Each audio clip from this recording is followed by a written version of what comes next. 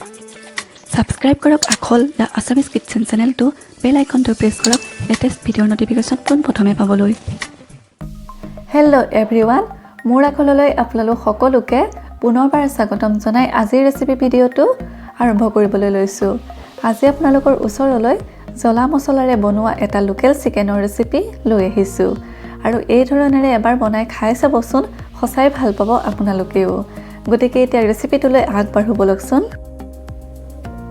এয়া মই local chicken আধা কেজি লৈ লৈছোঁ এইখিনিতে মেৰিনেট কৰিব লাগিব মেৰিনেটৰ কাৰণে দিম 1.5 চামুচ জিৰা গুড়ি এয়া 1.5 চামুচ জিৰা গুড়ি দিলোঁ এটা দিব লাগিব 2 চামুচ মিট মছলা মই এই চামুচখনৰ জোখেৰে দি আছোঁ এয়া 2 চামুচ মিট মছলা দিলোঁ মই এতিয়া দিম 2 চামুচ গৰম মছলা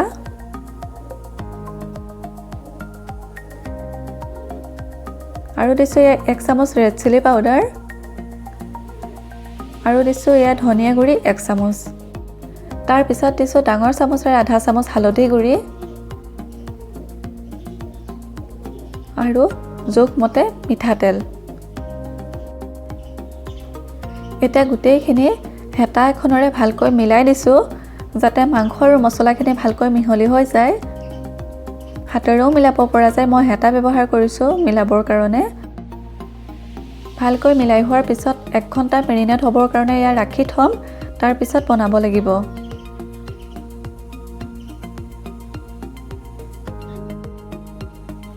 এয়া 1 ঘণ্টাৰ পিছত গেছত কেৰাহী এটা বহাই দি কেৰাহী গৰম হোৱাত দিছোঁ জোখমতে মিঠাতেল আধা কেজি মাংসৰ জোখত যিমানখিনি মিঠাতেল প্ৰয়োজন হয় সেই অনুসৰি মই মিঠাতেল ব্যৱহাৰ কৰিছোঁ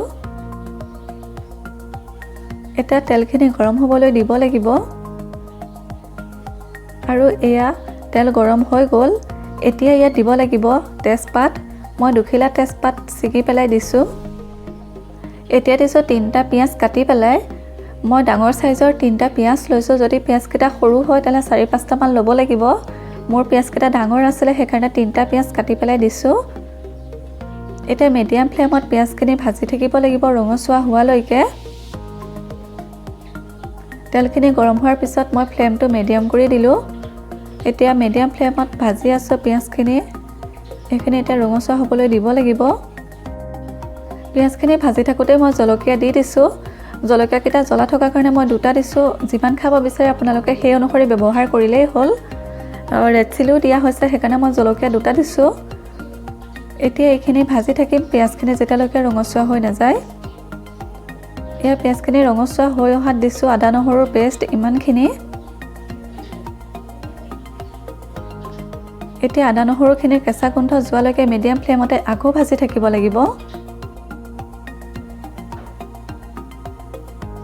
এয়া আদা নহৰু কেঁচা গোন্ধ যোৱালৈকে ভাজি হৈ গ'ল এতিয়া ইয়াত দিম আকৌ অকণমান হালধি যিহেতু মেৰিনেট কৰোঁতে হালধি দিছিলোঁৱেই গতিকে এতিয়া অকণমান দিছোঁ হালধি ভালকৈ লৰাই দিলোঁ এতিয়া ইয়াত দিম অকণমান ডাঙৰ সাইজৰ এটা বিলাহী এয়া ডাঙৰ সাইজৰ এটা বিলাহী কাটি পেলাই দিছোঁ সৰু সৰুকৈ কাটিছোঁ সৰু সৰুকৈ কাটি এটা বিলাহী দি দিলোঁ এতিয়া এইখিনি মিডিয়াম ফ্লেমতে বিলাহীখিনি গলি যোৱালৈকে ভাজি থাকিব লাগিব বিলাহীখিনি গলি পেলাই তেল বিৰিঙি অহালৈকে ভাজি থাকিব লাগিব এইখিনি মিডিয়াম ফ্লেমতে বিলাহী ভাজি থাকোঁতে এতিয়া দিছোঁ জোখমতে নিমখ মই মেৰিনেট কৰোঁতে নিমখ ব্যৱহাৰ কৰা নাই সেইকাৰণে এতিয়া জোখমতে নিমখ দি দিছোঁ যদি মেৰিনেট কৰোঁতে নিমখ দিয়া হয় তেনেহ'লে এতিয়া অকণমান নিমখ দিব লাগিব বেছি নহয় মই মেৰিনেট কৰোঁতে দিয়া নাই সেইকাৰণে এতিয়াই দি দিছোঁ নিমখ একেবাৰে এতিয়া বিলাহী ভাজি হোৱাত এতিয়া দিছোঁ 2 চামুচ আকৌ জিৰা গুড়ি ভালকৈ লৰাই দিম এবাৰ এতিয়া ফ্লেমটো ল' কৰি পেলাই বাকীখিনি মছলাও যোগ কৰিম এতিয়া দিছোঁ 2 চামুচ মিট মছলা 1 চামুচ ধনিয়া গুড়ি 1 চামুচ গৰম মছলা 1 চামুচ ৰেড চিলি পাউডাৰ ভালকৈ এতিয়া লৰাই দিম মছলাখিনি দিওঁতে ফ্লেমটো ল' কৰিবলৈ নাপাহৰিব নহ'লে মছলাখিনি জ্বলি যাবগৈ এতিয়া গোটেইখিনি ভালকৈ লৰাই দিছোঁ মিহলি হৈ যাবলৈ এই ধৰণেৰে জ্বলা মছলাৰে লোকেল চিকেনটো বনালে বহুত ভাল লাগে খাবলৈ মছলাখিনি এটা ভালকৈ ভাজি আছোঁ ল' ফ্লেমত আৰু মছলা ভাজি হোৱাত এতিয়া মই দিম মাংসখিনি মেৰিনেট কৰি থোৱা। এয়া এঘৰতে মেৰিনেট কৰি থোৱা মাংসখিনি দিবলৈ লৈছোঁ। অলপ দি পেলাই লৰাই লৈছোঁ। এতিয়া বাকীখিনি আকৌ যোগ কৰি দিম।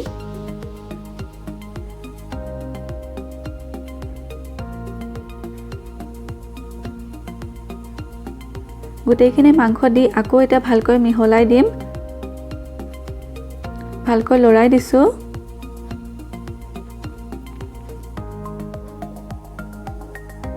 এতিয়া ফ্লেমটো মই হাই কৰি দিলোঁ। এতিয়া হাই ফ্লেমত মাংসখিনি মই 5 মিনিটমান সময় ভাজি থাকিম। ঢাকোন নলগোৱাকৈ 5 মিনিটমান সময় এতিয়া ভাজি আছোঁ মাংসখিনি হাই ফ্লেমত। আচলতে মাংসখিনি ফ্ৰাই কৰাৰ ওপৰতে নিৰ্ভৰ কৰে মাংসৰ টেষ্টটো। এয়া মই 5 মিনিটমান সময় হাই ফ্লেমত ভাজিলোঁ। এতিয়া ফ্লেমটো মিডিয়াম কৰি ঢাকোন লগাই দিম 2 মিনিটমান সময়ৰ কাৰণে। এয়া 2 মিনিটমানৰ পিছত আকৌ লৰাবলৈ লৈছোঁ। আকৌ ভালকৈ লৰাই মিডিয়াম ফ্লেমতে ঢাকোন লগাই দিম। ইয়াত আকৌ 2 মিনিটমানৰ সময়ৰ কাৰণে ঢাকোন লগাই দিলোঁ। এয়া অলপ পিছত 2 মিনিটমানৰ পিছত ঢাকোন নলগাই আকৌ লৰাবলৈ লৈছোঁ। এইদৰে ঢাকোন লগাই লগাই ভাজি থাকিব লাগিব মিডিয়াম ফ্লেমতে। মাংসখিনি আধা ফ্ৰাই হৈ গ'ল ধুনীয়াকৈ, মাংসৰ পৰা তেল বিৰিঙি আহিলে। এতিয়া ইয়াত দি দিম আলু। আলু নিজৰ জোখ অনুসৰি দিলেই হ'ল। মই 2টা আলু দিছোঁ মিডিয়াম চাইজৰ। আলুখিনি দি পেলাই আকৌ ভালকৈ লৰাই দিছোঁ। ফ্লেমটো কিন্তু মই মিডিয়ামতে ৰাখিম।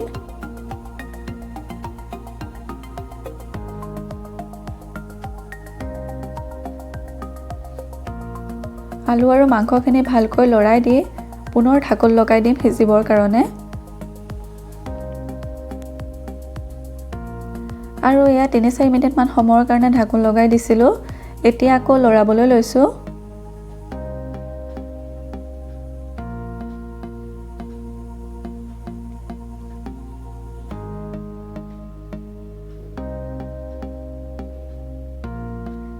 এতিয়া ইয়াত অকণমান দিম পানী। এতিয়া মই ইয়াত অকণ পানী ছটিয়াই ভাজি থাকিম মাংসখিনি। মাংসখিনিতো আধা ফ্ৰাই হৈয়ে গ'ল। আলু দিয়াৰ পিছত অলপ পানী দি মই মাংসখিনি ভাজি থাকিম। তেতিয়া মাংসখিনি জ্বলি যোৱাৰ অকণো চান্স নাথাকে, ধুনীয়াকৈ ফ্ৰাই হৈ থাকে। পুনৰ ঢাকোন লগাই দিম। আৰু ইয়াত 3 মিনিটমান সময়ৰ পিছত পুনৰ লৰাবলৈ লৈছোঁ।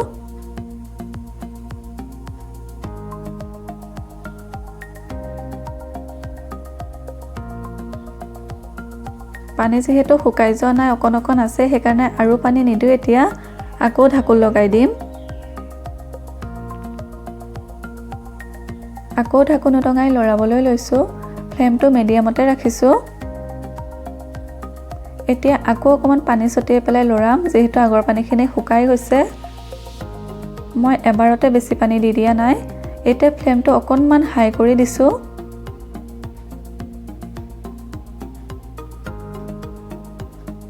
ভালকৈ লৰাই দিছোঁ।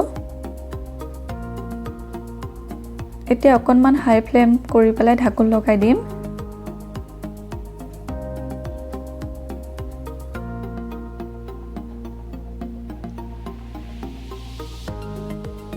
মাংসৰ ধুনীয়া কালাৰ এটা ওলাই আহিছে। পুনৰ ঢাকোন লগাই দিলোঁ। এয়া 3-4 মিনিটমানৰ পিছত আকৌ মই ঢাকোন উদঙাই লৰাবলৈ লৈছোঁ।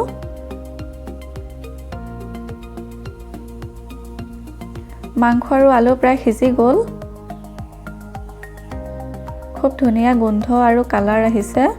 এতিয়া মই ইয়াত পানী দি দিম। যিমানখিনি জোল বা গ্ৰেভি বনাম বুলি ভবা যায় সেই অনুসৰি পানী দিলেই হ'ল। মই এবাটি পানী দিছোঁ আৰু মই ফ্লেমটো এতিয়া একেবাৰে হাই কৰি দিলোঁ। এতিয়া ভালকৈ লৰাই দিছোঁ। এতিয়া এইখিনি হাই ফ্লেমত মই উতলিবলৈ দিম। জোল বেছি কৰিব বিচাৰিলে পানী বেছি দিলেও হ'ল। মই বেছি জোল নকৰোঁ, সেইকাৰণে মই এবাটি পানী দিছোঁ।